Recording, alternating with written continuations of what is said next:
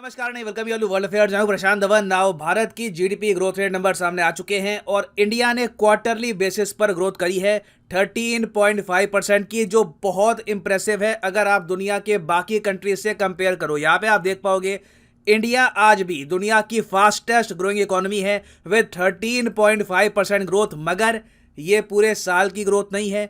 यहां पर हम बात कर रहे हैं फर्स्ट क्वार्टर की, तो इसका मतलब ये है कि हम अप्रैल मई जून ये जो 3 महीने हैं इनकी बात कर रहे हैं।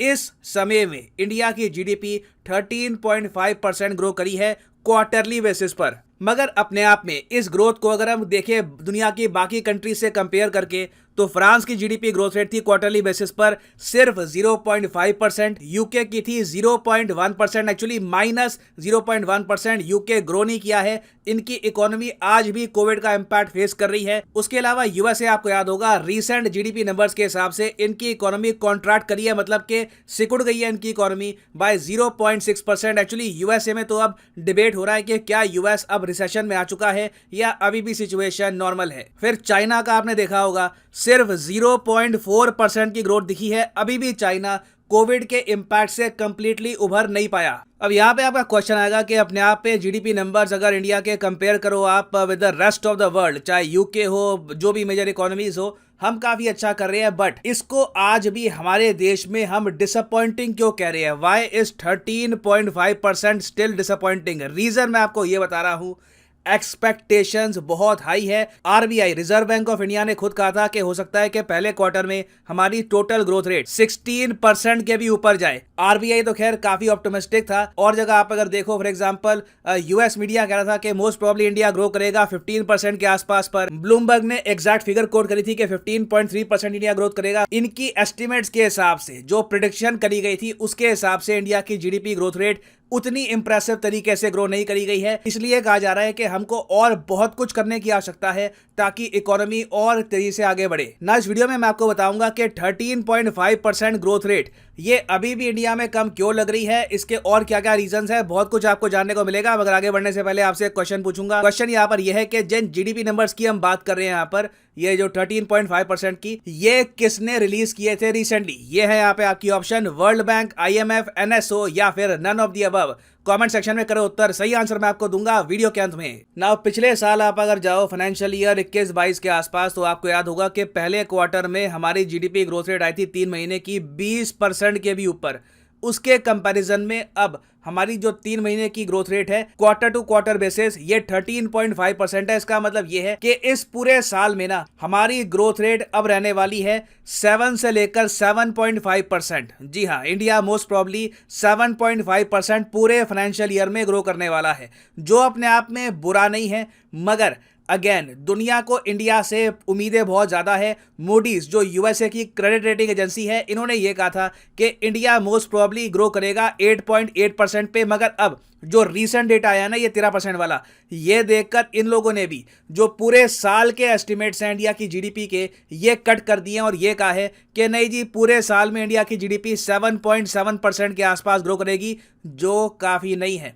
ये बातें दुनिया भर में कई अर्थशास्त्री, इकोनॉमिस्ट, फाइनेंस मिनिस्टर्स कह चुके हैं कि इंडिया को अगर लगातार नौकरियां क्रिएट करनी है, क्योंकि आप सबको पता है इंडिया में आज के समय एक बहुत ही बड़ा इशू है अनएम्प्लॉयमेंट का। हमारे देश को नौकरियां और चाहिए, हमारा देश यंग है, यंग पॉपुलेशन है, दे नीड जॉब्स। तो आने वाले 25 सालों तक अगर हमको प्रॉपरली नौकरी देनी है अपनी बड़ी आबादी को, तो 8 से लेकर 10% के आसपास ग्रो करना होगा, उससे कम की ग्रोथ में काम चलेगा नहीं। उसके अलावा देखिए एक फैक्टर यहाँ पर यह भी है कि कौन से सेक्टर आपकी जो ग्रोथ है उसमें कंट्रीब्यूट कर रहे हैं, ये भी देखना होगा। फॉर एग्जांपल अभी जो हमारी ये 13.5% की ग्रोथ रेट है, इसमें बहुत ही बड़ा कंट्रीब्यूशन है सर्विस सेक्टर का। मैन्युफैक्चरिंग सेक्टर आप अगर देखो तो इतना तेजी से ग्रो नहीं कर रहा जितना हम एंटिसिपेट कर रहे हैं। इसलिए आपने देखा होगा रिसेंटली इंडियन गवर्नमेंट ने चाइनीज कंपनीज को भी कहा है कि आप इंडिया में मैन्युफैक्चरिंग करना स्टार्ट करो, we need more jobs in India. अब यहाँ पर आपका एक मेन क्वेश्चन ये भी आएगा कि कई लोग ना बेस ईयर की बात करते हैं कि बेस ईयर के हिसाब से इंडिया की जो ग्रोथ है बड़ी कम है। इसका मतलब क्या है, ये मैं आपको बहुत ही ज़्यादा सिंप्लीफाइड तरीके से बताता हूं कि 13.5% जो ग्रोथ है ये भी लोगों को कम क्यों लगती है। देखो, जब हम बात करते हैं ना बेस इफेक्ट की, तो इसे हम एक्चुअली यूज करते हैं इन्फ्लेशन को काउंट करने में, उसके अलावा जीडीपी ग्रोथ रेट को समझने में। इन्फ्लेशन की अगर मैं बात करूं, मैं आपको एक सिंपल सा एग्जांपल देता हूं। मान लो एक सेब की कीमत थी अप्रैल 2017 में 50 रुपए, ठीक है। अब 50 रुपए से उसके प्राइस में 50 रुपए का अंतर आया, मतलब कि 50 रुपए प्राइस बढ़ गए। तो परसेंटेज में हम क्या कहेंगे कि 2018 में जो सेब के प्राइसेस हैं इनमें 100% का इंक्रीज देखने को मिला। फिर अगले साल हमने देखा कि जो सेब के दाम है ये 50 रुपए फिर से बढ़ गए हैं। तो अब ये बढ़ के कितने हो गए हैं, 150 रुपए हो गए हैं। मगर पिछले ईयर के हिसाब से हम कहेंगे कि कितने प्राइसेस बढ़े हैं, 50% बढ़े हैं। बड़े 50 रुपए ही हैं, मगर न्यूज में आएगा कि 50% प्राइसेस बढ़े हैं। उसके बाद अगले साल जब आप जाओगे कीमत फिर से 50 रुपए बढ़ गई, तो आप कहोगे कि कीमत यहां पर 33.33% बढ़ी है। तो इसको हम कहते हैं हाई बेस इफेक्ट इम्पैक्ट। ये इन्फ्लेशन में आपको दिखता है काफी बार, चीजों के दाम लगातार बढ़ते रहते हैं मगर परसेंटेज में उसका इम्पैक्ट आपको उतना दिखता नहीं है। तो इन्फ्लेशन में तो होता है हाई बेस इफेक्ट। फिर अगर हम बात करें जीडीपी की, तो जीडीपी में काफी बार हम बात करते हैं लो बेस इफेक्ट के बारे में। ना लो बेस इफेक्ट क्या होता है, जिसकी हम आज के समय बात कर रहे हैं। मान लीजिए एक देश है, उसकी जीडीपी है 1 लाख करोड़ रुपए, या फिर चलो और सिंप्लीफाई करते हैं, उसकी जीडीपी है 100 रुपए, ठीक है। 100 रुपए की जीडीपी है एक इमेजिनरी कंट्री की।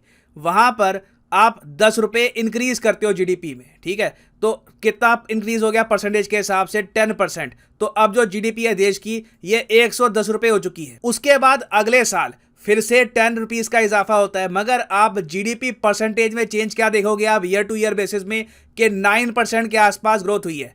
फिर उसके बाद मान लो जी कोई आपदा वगैरह आ गई, अब हमारे केस में कोविड हो गया, मगर कुछ और भी हो सकता है, कुछ अर्थक्वेक आ गया, कुछ और हो गया। तो उसके बाद क्या है कि जीडीपी में एक चेंज आया, जीडीपी 30 रुपए कम हो गई। तो 120 में 30 रुपए आप माइनस करोगे, आपकी जीडीपी अब रह गई 90, और ईयर ऑन ईयर बेसिस पे आप देखोगे तो 25% का एक बहुत ही बड़ा गड्ढा यहां पे हो जाएगा। ओवरऑल आपके देश की जीडीपी अब 90 रुपीज हो गई है।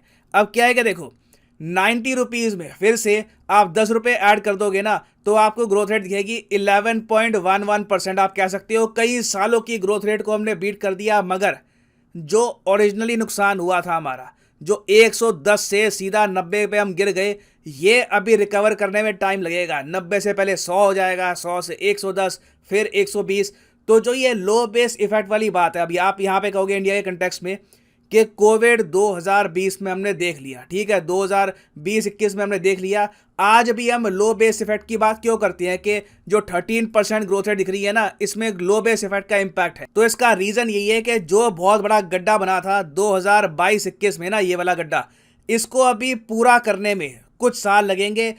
इस फाइनेंशियल ईयर के बाद आप देखोगे अगर हाई ग्रोथ रेट आती है तो उसमें लोग लो बेस इफेक्ट का यहाँ पे बहाना नहीं लगाएंगे। ये लोग ये नहीं कहेंगे कि जी कोविड में गिर इतना गए थे कि अब इतनी ग्रोथ रेट तो आएगी ही। हाँ, हालांकि यहाँ पर मैं ये बोलूंगा, बीच में अभी क्या हुआ कि भारत सरकार में फॉर्मर एक फाइनेंस सेक्रेटरी थे। फाइनेंस सेक्रेटरी मैं आपको बता दूं एक बहुत ही ज्यादा ऊंची पोस्ट होती है।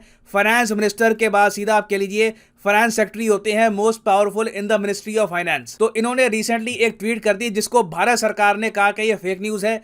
इन्होंने कह दिया कि इनकी कैलकुलेशन के हिसाब से ना, इंडिया की 3 साल की आप अगर ग्रोथ रेट देखोगे तो ये आपको 3% के आसपास दिखेगी। अब हालांकि यहाँ पे सरकार ने ये कहा है कि इन्होंने एक जगह जो फिगर है ये थोड़ी गलत ले ली है। जो जीडीपी इन Q1 है ये अब 36,85,000 करोड़ रुपीस हो चुकी है। ये एक्चुअल नंबर है, इन्होंने रियल नंबर कम दिखाया है, तो इससे ऑटोमेटिकली ग्रोथ आपको कम दिखेगी। तो ये थोड़ा सा विवाद चला था। मगर देखिए हमको यहाँ पर एक चीज ये भी नोटिस करनी पड़ेगी कि सरकार को ना कैसे भी करके इन्फ्लेशन भी मैनेज करनी है। इन्फ्लेशन के हिसाब से आप अगर इंडिया को देखो तो हम बहुत अच्छा कर रहे हैं इवन आफ्टर कोविड। अगर आप रीसेंट डेटा देखो तो इन्फ्लेशन रेट इंडिया में ना 7% के आसपास झूलता रहता है।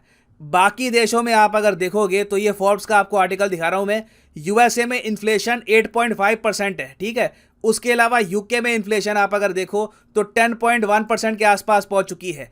कनाडा में इन्फ्लेशन 7.6% के आसपास है। दुनिया भर में ओवरऑल हम देख रहे हैं कि इन्फ्लेशन काफी हाई है। तो जब इन्फ्लेशन हाई होती है तो सरकार के लिए काफी मुश्किल हो जाता है टैक्स बढ़ाना और वेरियस स्टेप्स उठाना जिससे हम ग्रोथ रेट और बढ़ा सकते हैं। तो एक बहुत ही ट्रिकी अभी सिचुएशन है।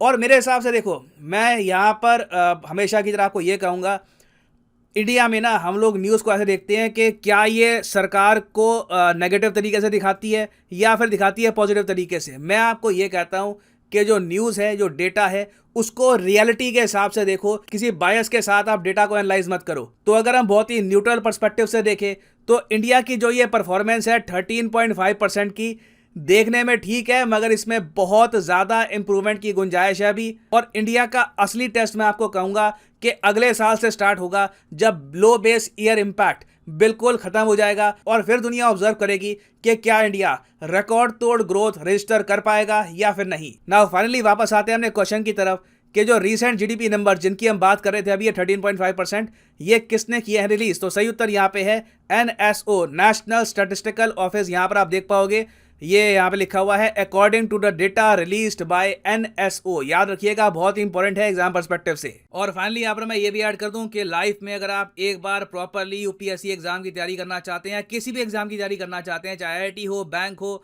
तो सिंपली जाइए कमेंट सेक्शन में। कमेंट सेक्शन में आपको मिलेगी ये पिंड कमेंट और यहाँ पे आप परचेज कर सकते हैं the course of your choice. For example let's say आप प्रिपेयर कर रहे हैं फॉर यूपीएससी, क्लिक करिए यूपीएससी पर और यहाँ पे आपके सामने खुल जाएगा ये पेज और यहाँ पे आप परचेज कर पाएंगे UPSC course for 36 month as well. अगर मान लीजिए आप एक कॉलेज स्टूडेंट हैं, अभी आपके पास टाइम है 2-3 साल का आराम से यूपीएससी की प्रिपरेशन करनी है, तो 36 महीने का जो कोर्स है ये भी आप कर सकते हैं परचेज। मगर जो प्राइसेस यहाँ पर लिखे हैं ये पे करने की जरूरत नहीं है, सिंपली यहाँ पर कोड यूज करिए PD10 and the prices will start falling. So use the code PD10 and save money. So इसी नोट के साथ ये है वीडियो का। Thank you for listening and as always God bless you all.